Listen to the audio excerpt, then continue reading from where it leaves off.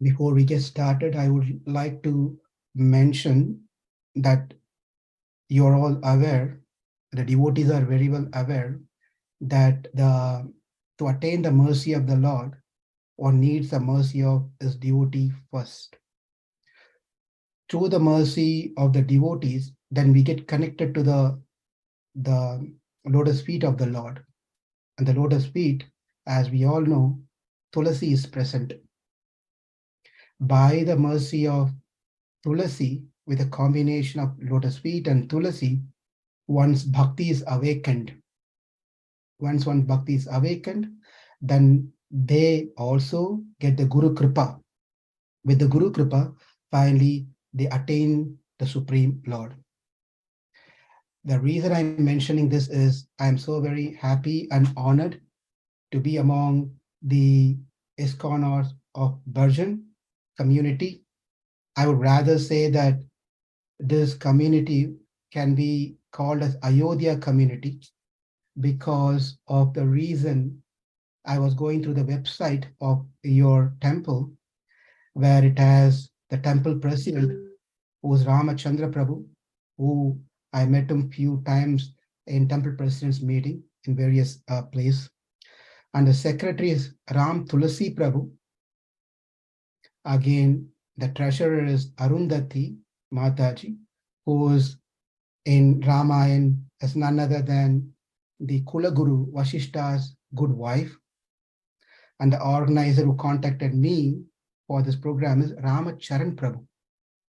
What a wonderful thing. It's all connected to Ramayan very well. And I'm sure so many others are also here. Of course, my thanks goes to Raktaka Prabhu, who played as a Vartamana Guru, connecting me to you all. So thanks to all of you. Before I get started, and I'm also not sure because you seem to be having Ayodhya already, not sure what I'm going to speak, but I will try to speak something. The topic for today is the 5 essentials of Ramayana. Of course, the lessons, you can also say the 5 lessons. To get started, I would like to recite a verse. Or before even getting into the verse of that one, the Ramayana and then Bhagavad Gita goes hand in hand. What Krishna spoke in Bhagavad Gita is non-different than what is there in Ramayana. In other words, we can say Ramayana is action in action of what Krishna said in Bhagavad Gita. Bhagavad Gita primarily talks about tattva, hita, and mainly tattvam and hitam. Tattvam means what are the tattvams, the absolute truths, and what are the means to attain that absolute truth. Whereas compared to Bhagavad Gita, Ramayana is one step higher. That's how I really relish Ramayana. The reason is because in Bhagavad Gita, there are tattva, hita, and purushartha are the 3 important things that all the scripture speaks about. Tattvam means the truth. What are the tattva? Jivatma tattva, Paramatma tattva. And Prakriti is also another one.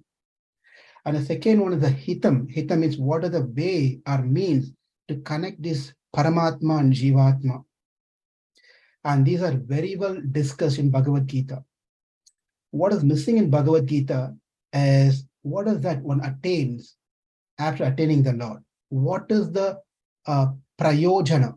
As you all know, we have the 3 things, right? Sambandha Jnana, Abhijaya, and Prayojana. Sambandha and Abhijaya is very well discussed in Bhagavad Gita. Unless and until we read Prabhupada's books, we will not know the Prayojana.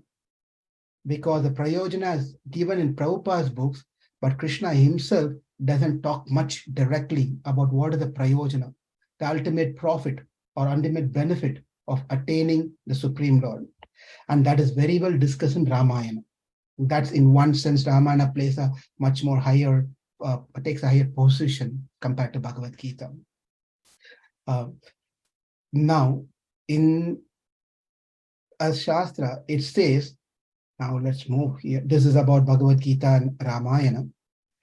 It is said that praptyasya brahmano rupam praptuscha pratyaghatmanaha Praptupayam palam chaiva tata prapti virodhi-ch. Vadanti sakala vedaha 𝗪𝗀 puranakaha. Manusyascha mahatmanah veda vedartha vadinaha. For all of us to be really happy in our life, these are the 5 essential things called Artha Panchaka.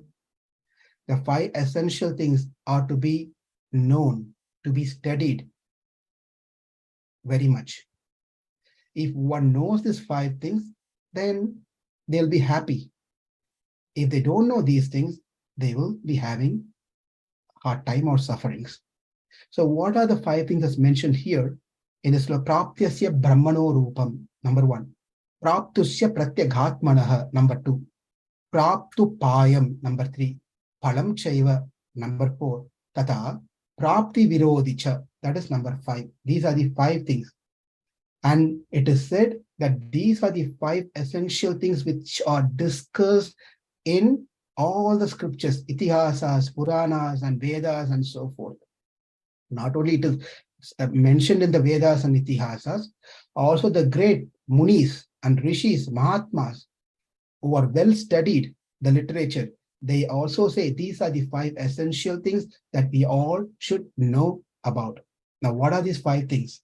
It may sound difficult, but this is very simple. That is, these are the 5 things. Who am I? Who is God? Why am I suffering? What is the purpose of my birth? What is the ultimate goal? Going back, this is what this sloka says.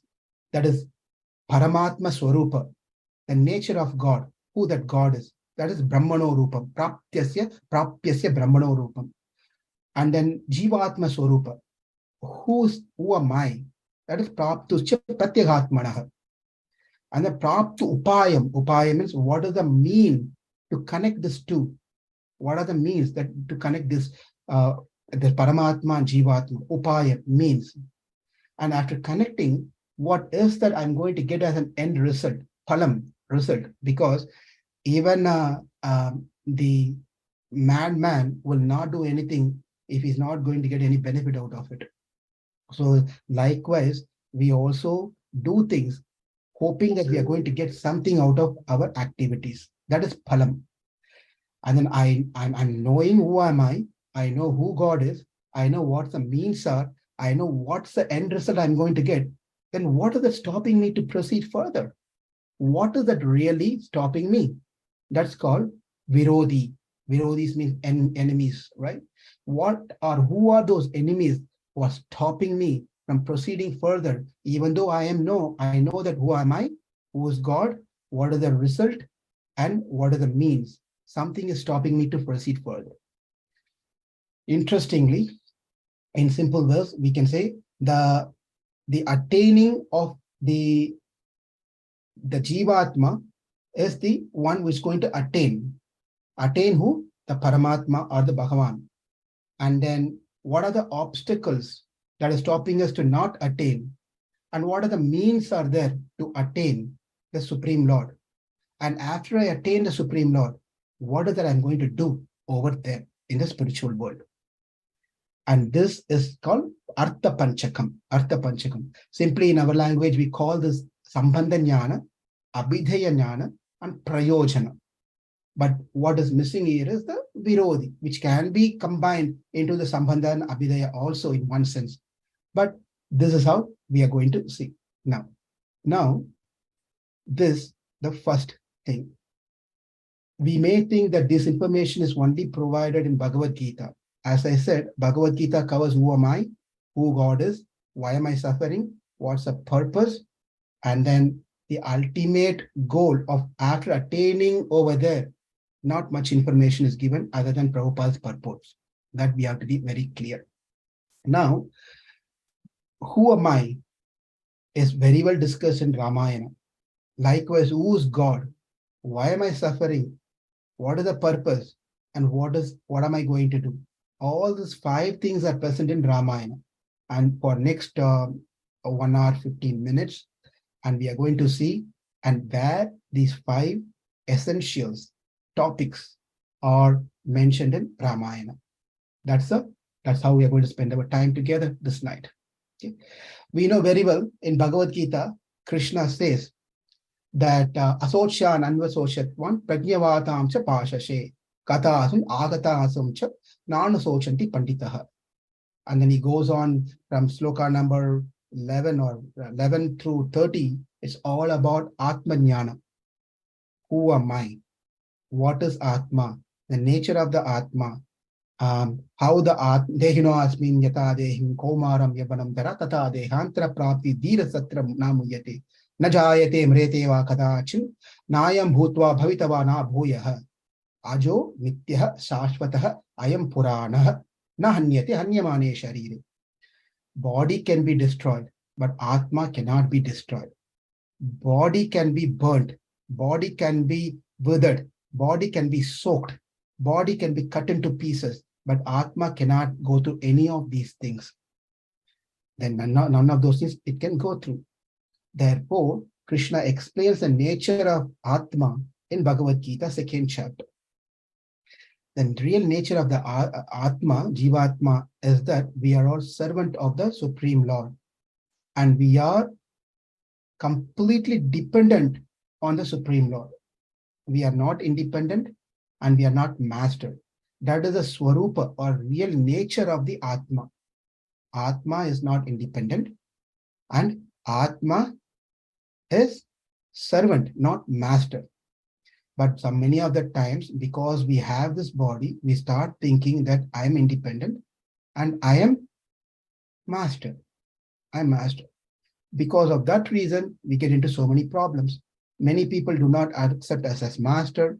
Later, we also come to know that we are not independent. We are dependent on our employer. We are dependent on our family. We are dependent on our insurance company. We are dependent on so many things, right? But really speaking, what Krishna is trying to drive in Bhagavad Gita is very easily explained in Ramayana. Many places where Ramayana explains the Jivatma Swarupa. What is the nature of the Jivatma? That is called in the terminology, in the Vaishnava terminologies or in the Vedic terminology, Paratantriyam and Seshatvam. Seshatvam means servitude attitude. Being a servant of servant of servant of servant. That was servant. Paratantriya means I can be a servant, but not necessarily that I can be independent. I can be dependent servant. I can be an independent servant. I like to do service what I like to do. I don't want to do the service which has been assigned to me. Rather, I'll do what I like to do. I also do a service, but I like to do what the service I like to do, right? That is independent nature. Paratantriyam is completely dependent on the Lord. That is called Paratantriyam. When Bharata, now we are going to see here a few stories. There are a lot of stories we can derive from Ramayana to show how Ramayana talks about the living entity, the nature of the living entity. We'll see a couple of them here and move on to the next one. Next essential, Artha Panchakam. Vashishta, Bharata comes back to, I'm just assuming that everyone is familiar with Ramayana. Yes? I don't need to, Gopal Govind Prabhu? I can see you, yes? Okay. Okay. With an assumption that everyone well versed with Ramayana, I am just repeating, taking out few clips from here and there and trying to show how Ramayana speaks about the 5 essential items, essential things, Artha Panchakam. Now Bharata comes back to Ayodhya. When he comes back to Ayodhya, the Ayodhya was looking totally different. Before he left, it was jubilant. When he comes back, it was totally different. It was like almost a crematorium. It was dead. Then he goes to find many people. No one were there. And then he goes to his mother. And then mother was happy to see, Kaikeyi was happy to see Bharata. And then she says, Rajan, Uttishta Rajan. He says, my dear king, get up. And then as soon as Bharata hears king, the word king, he gets heart attack almost. He says, how can I be a king? Dasaratha is the king. If Dasaratha want to give up his kingdom, it has to be Rama. Then why you call me as king? Then Kaikeyi explains all the stories, what happened. And Bharata was completely disturbed. He was so angry on Kaikeyi. And then Vasishtha comes and tells, my dear Bharata, it's time for you to become king. It's time for you to become king. And Bharata says, it's not possible for me to become a king. Well, the Ayodhya has to have a king. Without king, it becomes a place for thieves and rogues, and the citizens are going to suffer. So better you become a king. Well, how can I become a king? I'm a property of Rama. Ayodhya is property of Rama. Therefore, one property cannot take care of the other property. Therefore, I will not be able to be the king of Ayodhya. We never see one property taking care of another property, right? If one laptop, you have another laptop cannot take care of this laptop. You cannot take care of two property. You have one property in Delhi, another property in, say, Hyderabad or in Bangalore. That property cannot take care of each other property. Therefore, we both are properties of Rama. How can I take care of the other property? And Vasishtha says, yes, one property can take care of the other property. Like how a jewel case can take care of a diamond within its side, inside. Right? Likewise, you can take care of Ayodhya. And then Bharata says, that is also not possible because the jewelry case does not take the jewelry by itself and put it inside and close it by itself. It is someone, the owner of the jewelry case and the jewel, takes an action to do so. Therefore, what is trying to exhibit here in this conversation with Vasishtha is the true nature of the living entity is to be completely dependent on the Supreme Lord. That is the nature of Jivatma. So the Jivatma Swarupa has been explained by Bharata over here. Now let's move on to Mother Sita. Mother Sita, we all know Mother Sita is a consort of Lord Rama, an internal energy. Therefore, keeping that aspect aside, now she's exhibiting something through this Ramayana pastime. That is, we all know that she got separated from Rama 3 times. The first time, she went to Lanka. Second time, she went to Valmiki Muni ashram when she was pregnant. And the third time, she entered into the earth. These are the 3 times. The purpose that she did these 3 things is to bring glories to Rama. And also, as a living entity, our purpose is to abide the will of the Lord. His Holiness 𝗪𝗲𝗀 Swami Maharaj gives a beautiful example of a Venn diagram. In schools, we must have studied this Venn diagram. There are 2 circles, circle A and circle B. And then these are 2 individual circles. But then these 2 circles comes together, there's an overlap. There's an overlap between these 2 circles. Right? This circle A is Jivatma. And the circle B, let's change it. Yeah, Akara Vachaha Paramatma. Therefore, circle A is Paramatma or Krishna or Rama. And this circle is Jivatma, J. Right? Now, when we get these 2 circles together, what happens is that the circle overlaps. And then when it gets further together, one circle becomes with another circle. You cannot differentiate between these 2 circles. What it means is that Ромпа Maharaj says that Krishna has his will and we have our choices and will. When our will becomes in sync with Krishna's will, then life becomes happier without problem. When our desires is different from Krishna's desire, we are 2 different entities, therefore suffering comes. Sita exhibited a beautiful example in the 3 incidents that took place. By going to Lanka, the purpose of she going to Lanka is to somehow or the other help those women who have been kidnapped by Ravana to save them. That is the desire of Lord Rama. Therefore, she took first step to go there. If she doesn't go, Rama is not going to come and kill Ravana. Therefore, she left and went to Lanka. The second time she went was to the Valmiki's ashram when she was pregnant. It's just because she doesn't want to give any bad name to Lord Rama. Therefore, she voluntarily said to Rama asked to Mother Sita, now that you're going to have a child, it's an interesting thing. When Rama and Sita was sitting together in a secluded place and having a nice conversation, spending together. And then Rama said, I'm so very happy. We are going to have a child. I'm going to have a child. And Sita was telling, what Rama? Child. You're almost 1,000 years. And then the Rama says that my father, when he got his children, he was 60,000 years. Therefore, Rama asked, what is that you would like to have? I can fulfill whatever desires that you have.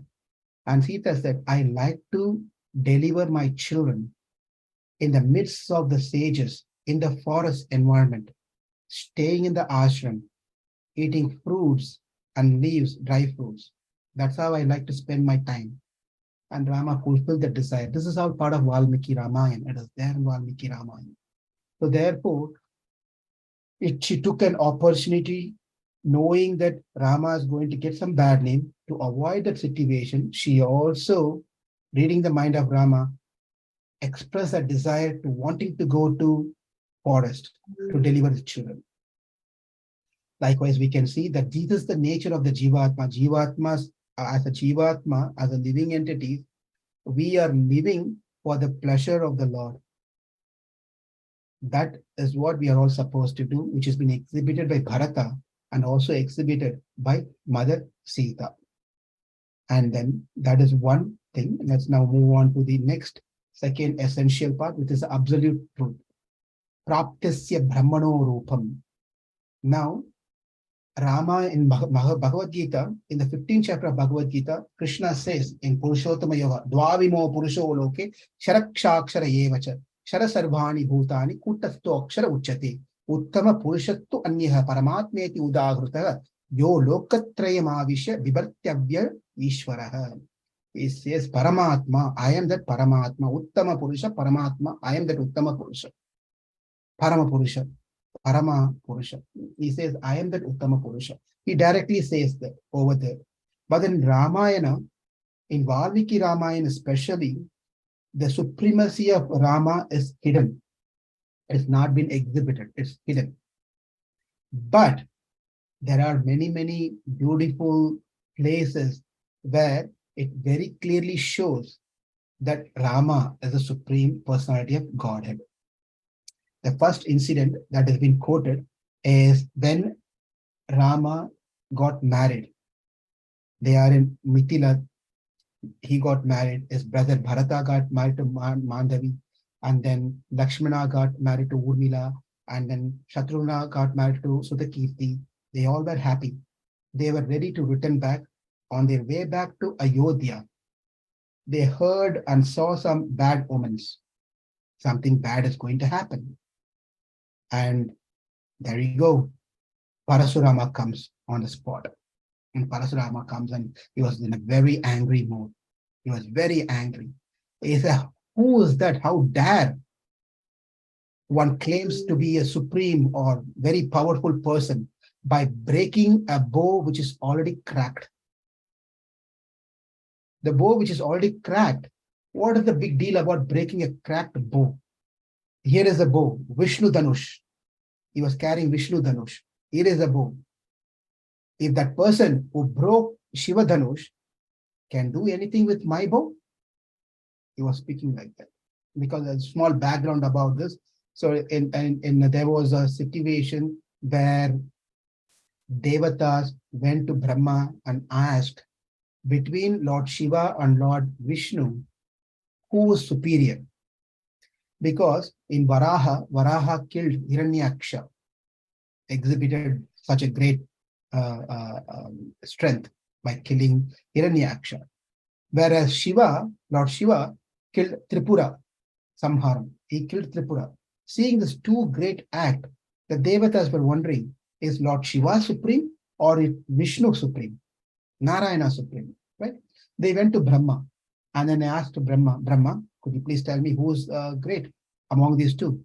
And Brahma, instead of answering them straight away, he created a sort of a challenge between Vishnu and Shiva, going and telling them, no, I heard that you are great. I heard that Shiva is great. He went and told Vishnu. And he went to told Shiva, I heard that Vishnu is great. So he created this sort of thing. Usually we hear that Narada does this one, Brahma does the other thing. So he does this. Therefore, the outcome of this is Lord Shiva and Lord Vishnu started to fight. At that time, they made a special bow. They had a bow. The one that carried by Lord Shiva was Shiva Dhanush. And the one which is carried by Vishnu is Vishnu Dhanush.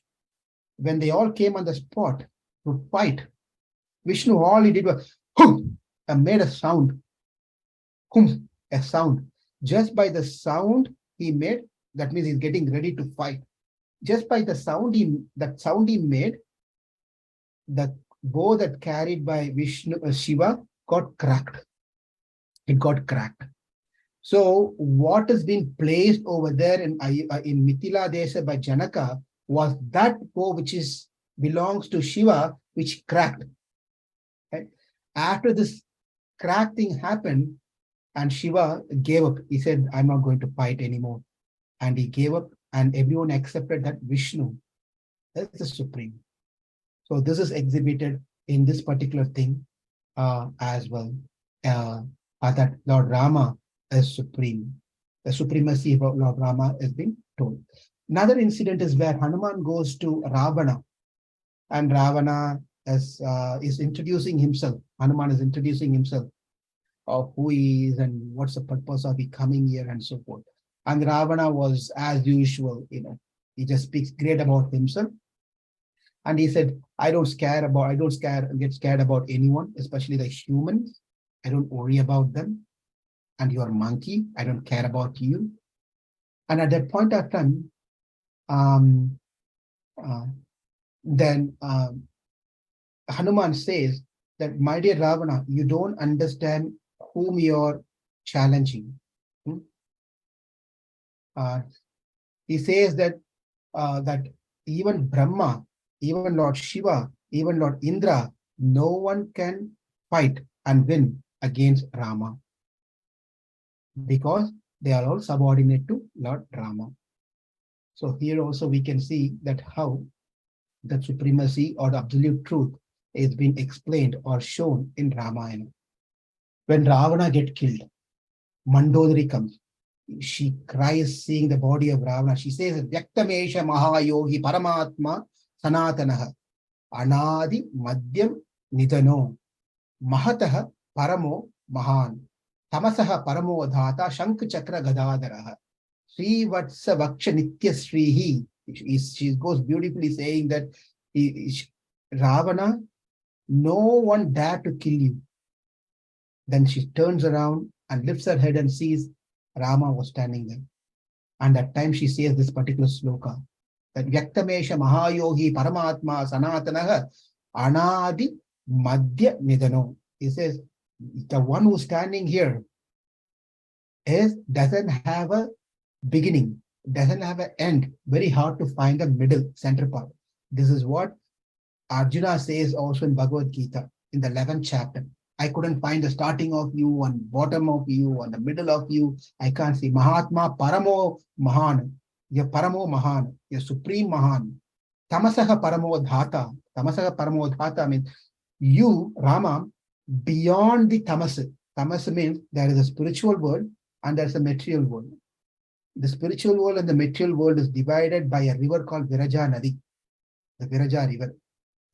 Anything below the Viraja river is covered by tamas. It's all by tamos, ignorance, completely tamas. Tamaso paramodhata means you are beyond and above this tamas. You are beyond and above this tamas. 𝗪𝗪𝗱 𝗪𝗪𝗱. Nityasri means in your chest.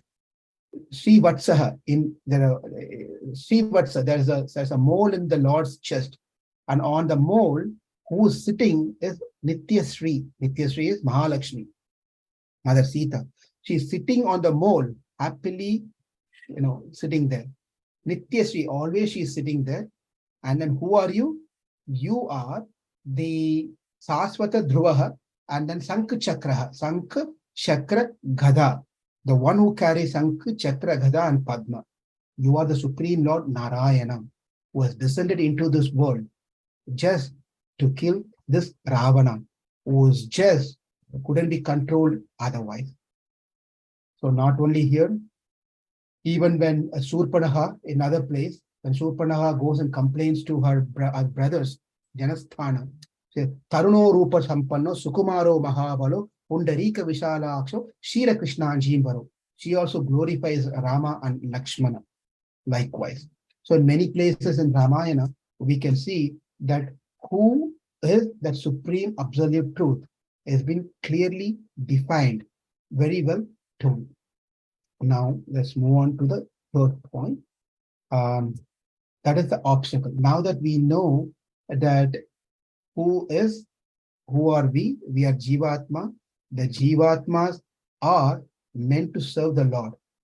And Jivatmas are completely dependent on the Supreme Lord. We cannot do anything without the sanction of the Lord. And we are meant to serve the Lord. Now what's happening over here is a reverse. That is, we are serving ourselves, our senses, and we are thinking the master of our body and our belongings. That we understand. The second thing we understand is that the Supreme Lord is Sri Ram, who has been explained in Ramayana very clearly.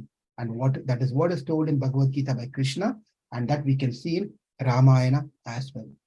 Because the whole purpose of our existence is to understand who we are and who the Supreme Lord is. Just knowing who we are, we become a jnani. That's not going to take us anywhere. But then for us to go beyond being a jnani is to develop bhakti. Bhakti can only be done to Bhagavan. And who can do bhakti is bhakta. Therefore, there's bhakta and there is Bhagavan. And in between bhakta and Bhagavan, there's a process called bhakti. Only bhakta can perform bhakti to Bhagavan. Therefore, that reason, one has to understand who the Supreme Bhagavan is, who is the Supreme Lord Paramatma is, and what his nature is. The Supreme Lord who never takes birth, born into this world several times. Several times he takes birth, just so that one way or the other we get attracted to him. Some people may get attracted to Krishna's Leela. Some people may get attracted to Rama Leela. Some people may get attracted to Narasimhadev. Some people may get attracted to Vamanadev. We don't know. Therefore, the Lord descended into this world in different forms to attract the conditioned souls who are otherwise attracted to so many other things. So here is the point, the two things we learned. Now we are going to see, now that I understand I am Jivatma, I do not belong to this body. I am being in this body temporarily for some time. And the ultimate thing is that I need to know Paramatma or the Supreme Lord. But what is that stopping me to make that connection? What is that really stopping me to make that connection? There are two things. One is Dehatma Abhimana. Dehatma Abhimana. Second thing is Swantantri Abhimana. These are the two terms. Dehatma Abhimana, Swatantri Abhimana. Dehatma Abhimana means considering me to be this body. I am so and so. I belong to this family. I am educated. I am well-to-do. I am born in this caste. I have this much education. My body is like this. I am whatever you can think about the body. So considering body to be Atma is Deha Atma Abhimana. That's called Deha Atma Abhimana. And Swatantri Abhimana is because of the Dehatma Abhimana, considering myself to be my body, then I start doing things that is favorable for my body. I only start doing things that is favorable and pleases my body and senses. I take an independent position myself. Swatantri Abhimana. Swatantri Abhimana. And then what we saw before is Paratantriya. This is Swatantriya Abhimana. Swatantriya, I am independent. I'm completely independent. You don't need to tell me what I should do. I know what I should do. I know I have to take care of myself. This is my body. Anything that to do with my body, I will do. If anything to do with someone else, I don't care about that thing. Therefore, when Hanuman came to meet Mother Sita, when he came to meet Mother Sita had a doubt on Hanuman. He was thinking, is it maybe Ravana who was disguised in this form of a little monkey? Or some other Rakshasa has taken a form of like this little monkey? She was doubting herself on Hanuman first. And later she started understanding that it's not a messenger of Ravana or trying to trick her. He is a messenger of Ramachandra. Likewise, we are also always doubting when someone comes in our life to give good messages in our life. Hey, my dear friend, you know what? You're suffering. And we say, maybe you're suffering. I'm not. I'm in America. I'm well settled. I have a good house here. I also have extra properties in India. And I'm well to do. No, you may have all those things, but you're suffering, my friend. When an acharya comes, when a guru comes, when a devotee comes and tells, my dear, just watch out carefully. Life is fragile and human life is very rare. So why don't you take an opportunity this lifetime to surrender to God? And then we start thinking, is he going to take away my happiness? If I start following Krishna consciousness, then I cannot do many things in my life. I cannot be free as I was. Everything will be restricted. I have to get up in the morning. I have to do certain pujas and do some services, chanting, and then I cannot eat whatever I want and go outside and eat anything. Everything should be offered. I cannot offer everything also. I can only offer certain things. This person coming to take away my freedom, we doubt. We doubt that person. Right? We think that our independence will be taken away. And that's because we think ourselves, this lifetime is one lifetime. Let me enjoy as much as I could. Enjoy life king size. Who cares about next life? And this is exactly what in one of the, in Chitrakoot, when Bharata comes along with his ministers, there's one person called 𝗔𝗯𝗍𝗃. 𝗔𝗯𝗍𝗃 speaks about atheism. Rama, what are you doing? What are you talking about Atma, Dharma, and your father is going to heaven and keeping up the promises? Don't worry about these things. Do you know anyone who remembers their previous lives, or do anyone know where they're going to go next life? Life is just one time, buddy. Just take it, live happy life and enjoy.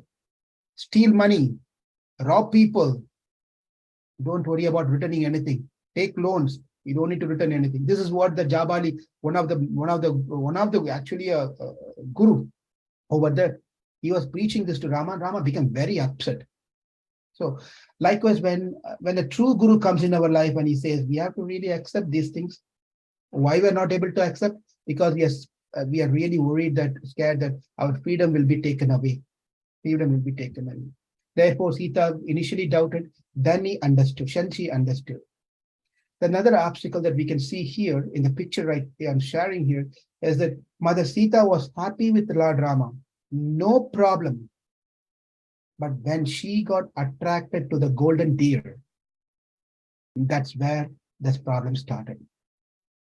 When you have such a 𝗪𝗍𝗀𝗃 darshanaha in Valmiki, when he sees Narada Muni, he asks few things.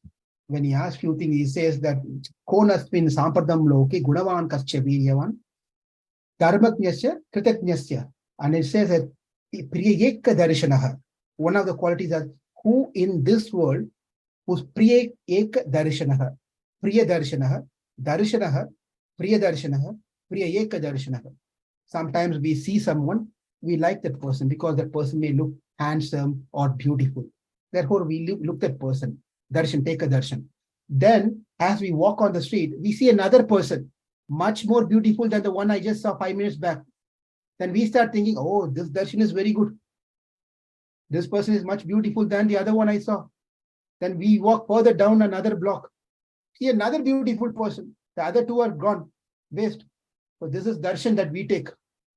Priya darshana means you see that person, you see this person is so beautiful. Very beautiful. Priya Eka Darshana means, Valmiki asked this question, who is that Priya Eka Darshan? He said, that person whom you see, after you see that person, your eyes does not go and see any other objects. Your eyes cannot move to another place. Your eyes are stuck on that person. It's so very beautiful. And that's the beauty of Lord Rama. Anyone who sees Rama, then their eyes are stuck over there. They cannot move their eyes away. This is why Sumitra, when she sent Lakshmana, she tells to Lakshmana, wants one thing to Lakshmana. My dear Lakshmana, you're going, but do not look directly Rama. If you see, then your service will be interrupted, because you will be so you just go deep into the beauty of Lord Rama. You cannot come out of that. Then you cannot do any service to him. Therefore, don't look at him. Just keep behind, walk behind him. That's enough. Right? So the point here is, when such a beautiful person is with her, next to her, she desired a golden beard. She desired for golden beard. Right? That's a problem. When we have everything in our life that Prabhupada has given, Krishna has given, we have wonderful prasadam, we have super kirtan, we have fantastic literatures, we have classic devotees, we have nice temples or centers. Everything is there, but I still want to go and eat in restaurant. I still want to go and watch some movies. I still want to go and prajalpa with some other who are not devotees, or even with the devotees, we start talking about other devotees, something wrong. Right? These are all material things. When we start doing these things, it becomes an obstacle in our Krishna consciousness or Rama consciousness. It becomes a big obstacle for us. Therefore, we have to be very careful as we are growing in our Krishna consciousness. How much we are becoming detached on the material things matters really. This cannot go parallelly. Our material desires and attachment and Krishna consciousness cannot go parallel. Krishna, if you want to raise our Krishna consciousness bar, the material consciousness or material desire should reduce. The easy way of reducing is increase our devotional service more, not to focus on the material desire, but engage more into the devotional service. Automatically, the material desires will come down. What Mother Sita is exhibiting here, of course, she is a supreme person. No one can be so great than Mother Sita. But what she's trying to exhibit to all of us is, when we have Ram next to us, we should not be desiring for something like this. Because of this reason, she got separated from Lord Rama for 10 years. Sorry, 10 months. 10 months. And another big thing that becomes an obstacle in our life is when we get into offensive mode, when we offend devotees, then our progress becomes really, really checked. We cannot progress further. Our chanting becomes difficult. Our devotion service becomes difficult. When people call us to come and do some services, we give reasons and get away.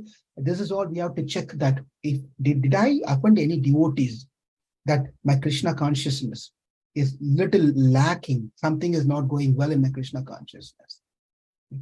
Therefore, what is the biggest mistake that Mother Sita did? We all know. When Rama went behind the deer, and then the deer was none other than Maricha. When he was dying, he sounded like Rama and said, "Oh, Lakshmana, oh, Sita," and then left life. And Mother Sita said, what?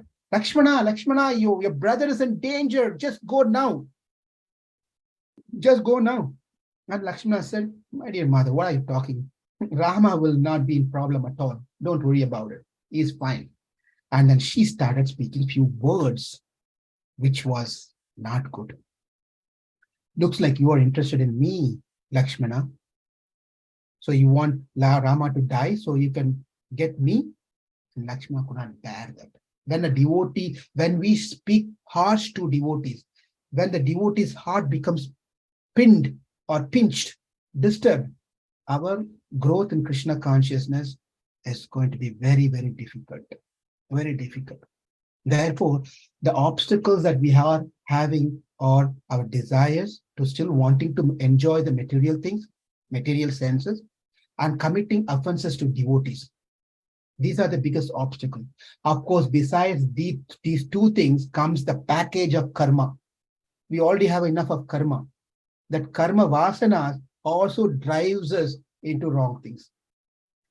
The only way that we can do is stay in Krishna consciousness. Do not jump out of the boat. That boat will take us to the right destination. So that's something that we need to understand. We can, as long as we are connected to the Prakriti, Prakriti means this body, Prakriti means this world, problems will continue to exist. There will be obstacles. Therefore, when we see Ramayana, there's a stage called Sarabhanga. Sarabhanga, when he waited for Rama to come, as soon as Rama came, Rama gave the darshan to Sarabhanga, and Sarabhanga, right in front of Rama, left the body and departed to the spiritual world. Another example is Jatayu. Jatayu was holding on to his life until Rama arrived. As soon as Rama came, and by the glance of Rama, and also Rama said, now you can go to that world, spiritual world, where you don't need to return back again into this world, material world. He also gave the connection to the Prakriti. Sarabhanga gave the connection to the Prakriti. Jatayu gave a connection from the Prakriti. Next one is Shabari. Shabari was eagerly waiting for Rama to come. When Rama came, she also left the body. And Rama asked, is your life perfected? And she said that my life, now it is perfected. After seeing you, I am leaving now, my Lord, with your permission. And she left also. So, what we learned so far is the first one, to know who am I. We learned that through Bharata and Mother Sita's example. And then we saw about who is God. And then we learned that from Hanuman, from Mandodari, also we learned, and also from Parasurama coming over there, we learned from that one. And the obstacle which is stopping us to proceed further is our bulk load of karma. And that karma will only be get finished when we get the grace of the Lord, when the darshan of the Lord, the darshan of the Lord. And the best thing that we have to be careful while we are practicing our bhakti is to not offend the devotees and not to increase our material desires. We have to practice to be austere. It's not only during Chaturmasya, I'll fast from these things, I will avoid certain things. It's not only an Ekadeshi, I will do these things. Some things has to be, we have to put a boundary around us, a safe boundary around us, that I'm not going to do these things because I'm a devotee. More I get engaged in those material things, my progress in Krishna consciousness will be jeopardized. Therefore, let me be very careful not to do any of these things. Now, let's get into, we have another 33 minutes to cover another two topics, or the 5 essentials. Praptasya brahmanoropram, praptasya pratyaghatmanah, praptupayam, prapti upayam. Upayam means the means. So if I want to come from here to Bergen, New Jersey, what are the ways that I can come? I can walk for many months. I can take a bike and come. I can drive by car, or I can take a train and come, or I can take a flight to come to Bergen to see and get your association. I can do all the different means I can come. Yes. So what is the means? What are the means to attain God? In Bhagavad Gita, Krishna gives means. He gives karma yoga, he speaks about jnana yoga, he speaks about bhakti yoga. He speaks of different means by which one can attain God. All the different means are very good, but they have their own problems. But we are not going to talk about the details of all the problems here, but everything has a problem by itself. In Ramayana, the ultimate means to attain God is very beautifully explained. The entire Ramayana can be called as Sharanagati Shastra. Sharanagati Shastra. Sharana Agati, Sharanagatihi. One that which takes us very close to the Supreme Lord. Sharanagati. That's Sharanagati. So Sharanagati throughout Ramayana, many people perform Sharanagati. Sharanagati means, in simple language, in English, it's called surrendering. The process of surrendering oneself to someone. That is called Sharanagati. I surrender to you. When we say I am surrendered to you, that means it has to include two aspects. It has to I just want to stop here and see, are you all, is it too much information, or are you all okay with me so far? Are getting too much technical, philosophical? How are you all feeling so far? Devotees, if you have any questions, you can raise your hands. And I think, Prabhuji, if people have questions, they can take it in the middle somewhere. Let me quickly finish what I've taken and then give a last 15 minutes for questions. Is that okay? Yeah, that's good. Yeah. Because this is a very important aspect of Ramayana. We don't want to stop here at this point. Yeah, I think everybody is good. Yeah. Okay, thank you. The thing is that whether we understand or whether we don't understand the messages from Ramayana, it purifies us. It's like taking a medicine. When we take a medicine, we don't know anything what the medicine is, composition of the medicine, how it works. But when we take a medicine, it does its job. Ramayana is like that. Even though I asked this question, I'm confident that because it is Ramayana, whether you understood or whether you didn't understand, because it's Rama Katha, by that itself will help us to grow our bhakti towards Lord Ram, towards Lord Krishna. So I'm confident. So let's move on here. There are two aspects of Sharanagati. One is called, when I say I'm surrendering, then that means you don't have anyone else to surrender. You don't have any other place to go. I am surrendering to you. And the second thing is, I cannot save myself. Only you can save me. These are the two important aspects of Sharanagati. This is the terminology is the Akinchanya Ananyagatitvam. Akinchanya means Kinchanya. I don't have any credits for myself to attain you, my Lord. Have you done bhakti? No. Have you done karma yoga? No. Have you done jnana yoga? No. Have you done ashtanga yoga? No. Have you done bhakti yoga? No. I'm trying to do all these things. It's so very difficult for me. So what do you mean? I cannot do anything. I come to you to save me. This is Akinchanya. Well, why are you coming to me? Why don't you go to that Indra, Varuna, Vayu, and in Brahma, all those different gods? Well, they can't give me what I want. What do you want? I want your eternal abode to serve you. No one else can give that. Therefore, I am surrendering unto you. And that is the ultimate means called Sharanagati. That is explained in Ramayana. And I'm going to shorten. I wanted to tell some points. The Sharanagati, the best example of Sharanagati that been exhibited in Ramayana is Vibhishana, who renounced, he gave up everything and just surrendered to Lord Rama. And of course, there are many other surrenderings are also there. We'll not get into those details. That is ultimate one. The last part of the 5 essentials is, what are we going to do after attaining the spiritual world? Just sit back and relax there in an easy chair, a rocking chair. Now I have come to the Vaikunta. Now I have come to Goloka. Now I have come to Ayodhya. Now I can relax. No need to pay my mortgage, no bills, no husband problem, children problem, taking them to school, changing the diapers, no problems. I'm free now. Is that we can simply go and relax there. Like, when we get in vacation, we plan to go to whichever the places are here, wherever the vacation places are. We go there and do nothing what we do here. We do nothing over there when we go to our retreat or a vacation place, right? But interestingly, what has been told is what we have been doing here, the devotional service, will continue when we go there. It will continue there. That is the ultimate prayojana of we going there. That's the ultimate prayojana of we going there.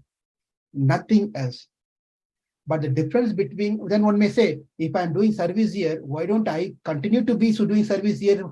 Why should I go to Vaikunta? Why should I go to Ayodhya, Goloka? Here also I'm going to do service. There also I'm going to do service. What is the difference? There's a big difference. Here our services are controlled by time. Now you're all waiting when this class will end. So you're waiting for it. Let's this guy stop. It's enough. That is how we or when you're in some place, how much you can do service. Your body doesn't cooperate. Our body doesn't cooperate. It gets tired, right? So all those problems are there in this world. That is because of our material body, the prakriti, connection of the prakriti and karma and vasana binds us with the three modes. Therefore, we go through with all this restriction, we try to do some service here. But when we go to the spiritual world, we will not get tired. We will not get bored. We will be joyful. And we want to do more services. More services. And that is what we learn from Ramayana. Lakshmana is the ideal, fantastic example of how he exhibited a service attitude without cribbing, without getting tired, without complaining. He was happily doing all sort of services. All sort of services. Likewise, the friendship of Sugriva and Rama elevated Sugriva's consciousness to become the servant of Rama and serve Lord Rama in all capacities.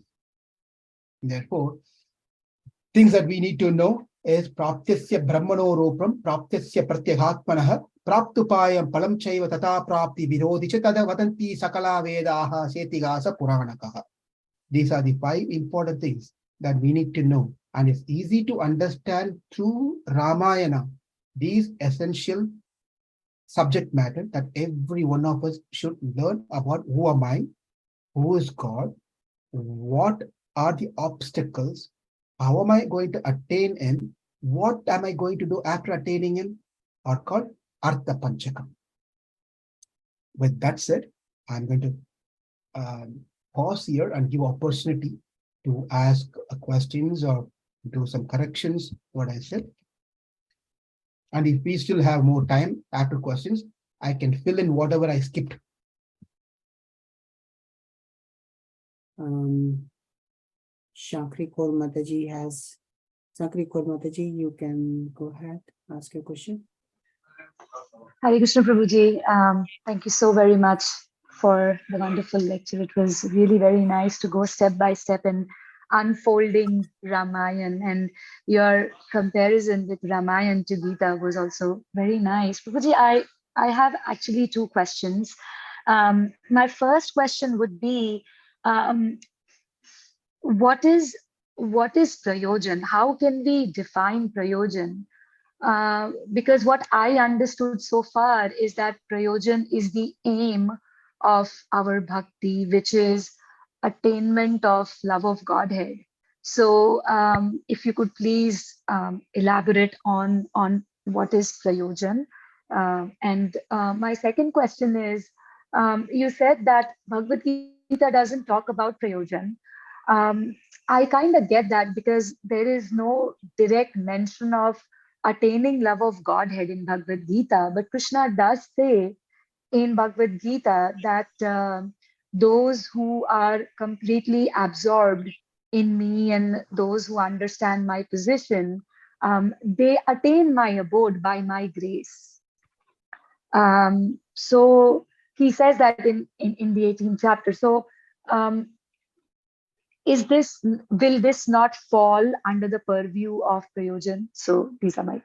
Right. So I'll take the second question first because that's fresh in my mind. I'm still not able to hear, right? So, okay. So the prayojana is for anything that we do, we expect something as a profit, benefit. And now, for me, for example, if you have a child, the child is doing an education, going to school. And the prayojana of going to school now is to go to an university for that child. And then that the child going to the university, prayojana is not only going and entering into the university. Over there, it is going to study something. And that is not end of it. The prayojana of that prayojana is finally to find a job in life for that child to settle down. So by finding the job is not end of it. You need to have money. With that money, then you start the artha, you start enjoying that money in whatever way that you want. Likewise, Krishna does say that those who come to my abode doesn't have to return. If you constantly think of me, speak of me, and that is ultimate bhakti, all those things Krishna does say, but it does not answer after you come there, what are you going to do? What will you be doing over there after coming there? That is not explicitly told. That prayojana of doing devotional service over there after attaining me is not clearly defined. That's what I was trying to mention, if that helps on the second question. Yes, Prabhuji, that helps. So basically, the prayojan is not just attaining Goloka. There is another layer to that, as you were explaining, that child going to school and then college and university and getting a degree and getting some money basically is to settle down nicely. So our ultimate aim is the prayojan that we describe, and which is attaining service of Krishna in his abode, just not going there in abode. As you were saying, that what will you do going to abode? Will you just sit on the rocking chair and kind of ease out? So yes, that makes much sense. And so Prabhu, my first question was... One second, because these jnana yogis wanting to attain, their prayojana is attain moksha. Their idea is not to go and do service. They want to simply attain moksha, right? But then our prayojana is not simply to attain moksha and do nothing. Our ultimate prayojana is go there and fully engage in devotional service. That is the prayojana explained in Ramayana as well. Okay, now let's move on to your first question, if you don't mind. So, sure, Prabhu. Repeat. Also, Prabhu, my first question is, I think my first question is answered through your explanation of the second question, because I was asking that then for me, prayojan is like attaining love of Godhead. But now that you have explained that why do you want to attain love of Godhead, probably that would be that so that I can go back home, back to Godhead and serve Krishna over there. And because there's nothing beyond that. Because bhakti means loving devotional service to Krishna, and that service will go on even when we go back home, back to Godhead. So I guess that clarifies it. Thank you so very much. Thank you so much. And then have you played Snake and Ladder ever? Yes, Prabhu. There is always on the 99 number, there is one snake. It's a bigger snake which will pull you right down to number 1 at the starting point. Yes. Right? So we do our devotional service. We do our chanting. We do donation to the temple. We go and cook at the temple. We do so many different services, and we go through this 1, 10, 20, 30, 40. Our chanting has been improved now, and we are not offending the devotees. And we know so much things about Bhagavatam, Bhagavad Gita, Ramayan, Mahabharata. We learned everything. We understand all this 5 essential things, Artha Panchaka. And we come there, and the 99 is waiting there. And that is Krishna's final test. Now you did all this thing wonderfully, but did you do it for whose sake? Whose pleasure? For my pleasure or your pleasure? Aham.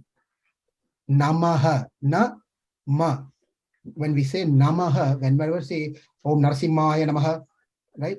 Om Ugrasimhaya Namaha. Namaha means I am doing this oblation of offering The result of that is not mine, it's yours.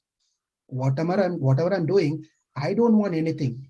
I'm just doing for your pleasure, not for my pleasure. At the 99th point, when we think I did all this thing, I'm feeling so nice, Prabhu. It brings so much peace in me. It's just so nice. I like to continue to be in this mood of ecstasy. That means you're caught into the snake, which is on open mouth in the 99. It just pulls us down to this. Until we understand everything that we do is only for the pleasure of the Lord, we have to come again to the starting point. Just wanted to add that point to your question. Thank you. So Prabhu, can I ask a follow-up question on that? Yeah, sure. So would you, when we start bhakti, chanting is also mainly for purification. At least if I were to talk about myself, that's how I started. And probably that's where I am, that the better I chant, it will lead to my purification, and then my purification will help me advance in my spiritual life, and I'll be able to come closer to Krishna. And so Prabhuji, that my purification, my spiritual progress is still intact somewhere. So how to change, because I'm still chanting for my purification. I know that I'm not there, it will take time. So how to avoid that snake with an open mouth at 99th spot? I'm wanting the purification. I want to chant nicely. And only one thing you need to add at the end of the sentence is, I want to chant nicely for the pleasure of Krishna. I want to be whatever I'm doing for the pleasure of Krishna. Just add that last one to whatever you said now. And that is called Sattvika Ahankara. There's nothing wrong in having Sattvika Ahankara for one's spiritual progress. Okay? There's nothing wrong in thinking that I want to chant nicely. But you want to chant nicely for Krishna pleasure or your pleasure. You want to chant nicely for purification so that you can become pure to serve Krishna. So there's nothing wrong in thinking the way that you are thinking. Ultimately, we should know all I'm doing is to finally satisfy and give pleasure to Krishna. Right, true. Yes. So that makes sense. Thank you so very much. Thank you so much. Thank you. Let me see if there's any questions in the chat room. Sometimes our chat room has this, like sometimes questions don't flow in there. So request if you posted any questions in the chat room, maybe just ask. Sometimes the questions don't flow in the chat room correctly to me. So anybody has any other question?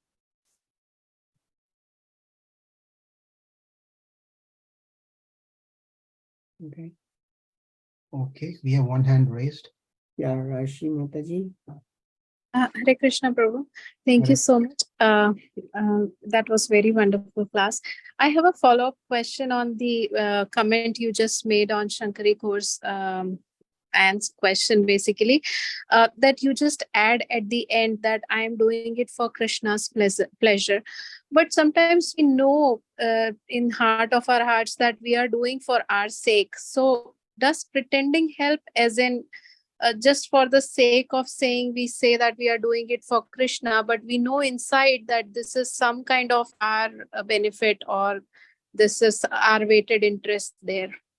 So when Ramachandra got introduced to Sugriva, Sugriva was telling that whatever happened in his life is that I lost my wife, I lost the kingdom, I was been thrown away, everything was taken away. And Rama says, don't worry, I'll help you. Well, if you want to help me, then you have to deal with my brother. And you don't know who my strength of my brother is. Vali. Vali actually captured Ravana himself. Such a powerful person, Vali. So Vali cannot be defeated so easily. Dundubi was a great demon. He just made him into a mountain of ashes. His bones are over there. So I don't know whether you'll be able to fight with my brother Rama. Well, what can I do for you to prove myself that I can help you? That was Rama's asked Sugriva. What will satisfy you if I do something which you get confident in me that I can help you to get back whatever you lost in your life? And Sugriva said that, oh, okay, no problem. This is you see that white color hill? That is nothing but a collection of bones of Dundubi. That Vali finished. The Dundubi was another demon. Without any effort, he just killed him, Dundubi. Can you, what can you do with this one? And Rama, without any effort, he just went and that whole mountain was thrown away. The bones were thrown away. And still he was not satisfied. Then he said, this tree is here. Can you pierce this tree with you said you're very good in bow and arrow. Can you pierce this tree? And Rama did not just pierce one tree. He pierced 7 trees and the arrow came back. After that, Sugriva, faith was increased in Lord Ramachandra. And he was a Mishra Bhakta initially. Then he became a pure Bhakta like Hanuman. Initially, his faith, his ideas were all different. He was thinking of himself. How am I going to get my thing which I lost? How can I make use of Rama to get my lost things back? He was totally like a materialistic person. He was thinking about himself only. But then even that person, test Lord Rama accepted, proved him that I can satisfy you. I can take care of your needs. In our Krishna consciousness, Krishna is very merciful. He knows that we are not in the highest platform. With a lot of difficulties, a lot of pulls of senses and different angles, our ego, our everything that we have, we are trying to struggle to develop that bhakti. Krishna knows this. And Krishna will help us. We are a mixed bhaktas right now. But when we stick on in Krishna consciousness, Krishna is going to help, like how Rama helped Sugriva. Krishna will help us to get rid of our anarthas and whatever the mood of truly adding the suffix for the pleasure of you, Krishna, will come into our consciousness. But until that comes into our consciousness, even if we do artificially, it is accepted. Prabhupada himself says, we can still continue to keep like an affirmation, keep telling the same thing again and again and again for the pleasure of you, my Lord, for the pleasure of the devotees. Then naturally one day Krishna will think, well, you've been telling this so many times. Let me give that bhakti, that strength where you're really doing for the pleasure of devotees and me. So there's nothing wrong in thinking in our initial stages of bhakti. Or we'll be in an initial stage even when we are 70 years in Krishna consciousness, by the way. But the Lord understands and he will help us. If that helps, Mataji? Very beautiful, Prabhu. Really, it helps, and I will never ask this question again. I think I got my answer. Thank you. There's one more question from Subhadra Mataji. Hare Krishna, Prabhuji. Dandat Pranamal Krishna Prabhupada. Prabhuji, I ask some things to Krishna about the family things, about my daughter's marriage or example, and some of the health problems. If it is necessary, then if I ask directly, then I want this, then that means I am not, I should not ask, or can I ask? That is a question. Then if I ask, is it okay? Is it comes under Mishra Bhakti, or how it goes? Mataji, you're asking your father, what's wrong in asking? Akama sarva kama va moksha kama udharatihi. Right? Whether you have a desire, whether you have a kama does not mean, kama means any type of desire. Okay, so kama stands as a general meaning is any type of desire that we have. whether the desire to be healthy or a family member to be healthy or get married of our daughter, children, these are all karma. Whether you are karma, we don't have karma. Whether you're interested in moksha, you're not interested in moksha. You're praying to Krishna. You're praying to Krishna. That matters. That's a very important factor for us. It's better to go to Krishna rather than trying to pretend ourselves to be the great devotees and saying I do not pray to Krishna for anything, and then having the fear inside. Right? Krishna is within our heart. Even before our thought can come out to our action, Krishna knows what this guy is going to think because he's sitting right in our heart. He knows this is what this person is going to think. I know. So he is there within us. He knows our past. Therefore, there's nothing wrong in praying. And then also along with your prayers, you can also add one more prayer that, my dear Lord, like Prahlad said, my dear Narasimhadev asked, Prahlad, what do you want? Ask me. And then Prahlad said, please don't make me as a businessman. I did not do bhakti to get something out of you. Therefore, my dear Lord, give me a boon of not asking any benediction from you. What a great prayer, right? Don't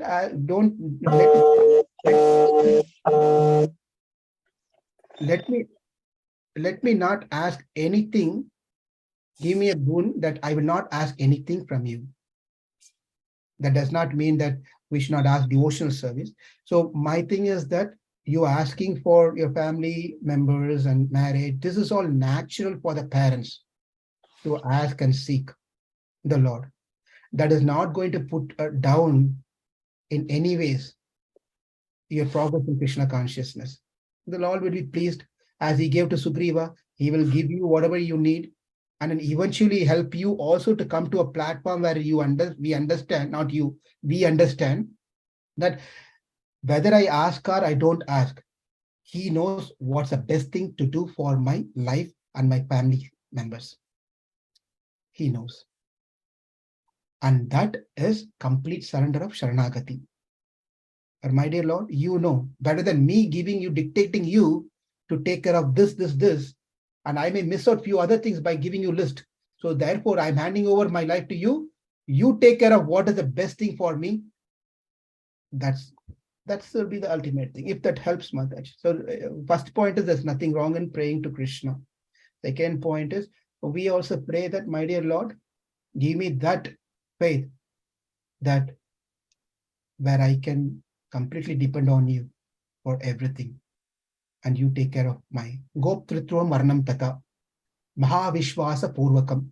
Mahavishwasa, complete faith. That's called Mahavishwasam. The one thing that all of us are lacking is Mahavishwasam, that the Lord will take care of us.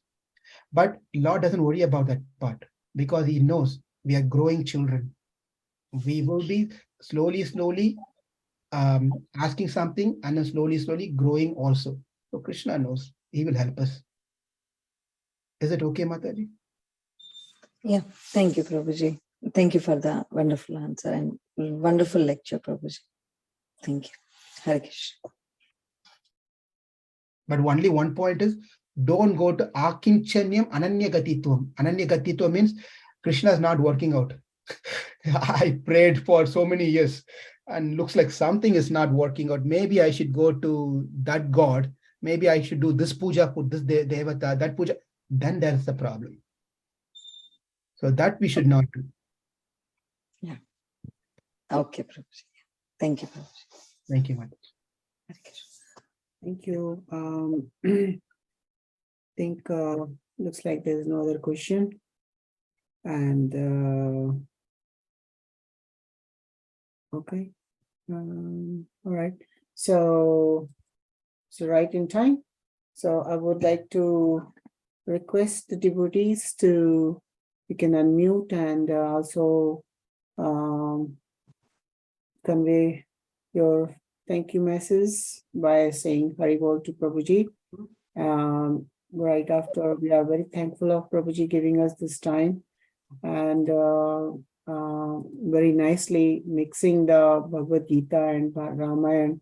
Especially he he gave the essence of Ramayana in a very practical manner, how we should apply it. And we're very thankful of giving for giving your time here, and request you to come again on this for you. Thank you so much, Prabhuji. Hare Let me Krishna. just chant one last sloka and then we can conclude here. Sure. Sri Ramachandra Charano Manasa Smarami, Sri Ramachandra Charano Vachaka Granami, Sri Ramachandra Charano Shirasa Namami, Sri Ramachandra Charano Sharanam Prapatti, Mangalam Kosalendriya, Mahaniya Gunatmane, Chakravarti Tanujaya, Sarvabhaumaya Mangalam. Jai Sita Ram Lakshman Hanuman Ki Jai. Thank you all very much for being Jai.